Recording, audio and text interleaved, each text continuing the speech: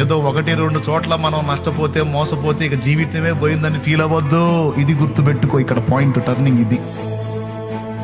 ఏదో 1-2 గాయాలైనాయి అని ఇక జీవితమే పోయిందని అనుకోవద్దు. ఎవరు చూస్తున్నారు నీ లైఫ్ని? అదిగో నిరంతరం నిన్ను దృష్టిస్తున్నాడు. నువ్వు కనపరిచిన నీతిని చూస్తున్నాడు, నీకు జరిగిన అన్యాయాన్ని చూస్తున్నాడు, మొత్తం రాస్తున్నాడు.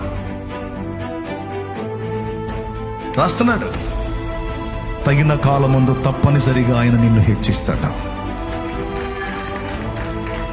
మేలు చేసిన వారికి, దేవుని దృష్టిలో మంచిగా నడుచుకుంటానికి అలవాటు చేసుకుంటున్న వాళ్ళకి పరీక్ష కోసం కొన్ని రకాల ఎదురు దెబ్బలు రావచ్చు. అవి కొద్దిగా రావచ్చు, గొప్పగా రావచ్చు, లేదా ఏబుకొచ్చినంతగా రావచ్చు. కానీ ఎన్నొచ్చినా ఏబుకి లైఫ్ మొత్తం అయిపోయిందా? అయిపోలా.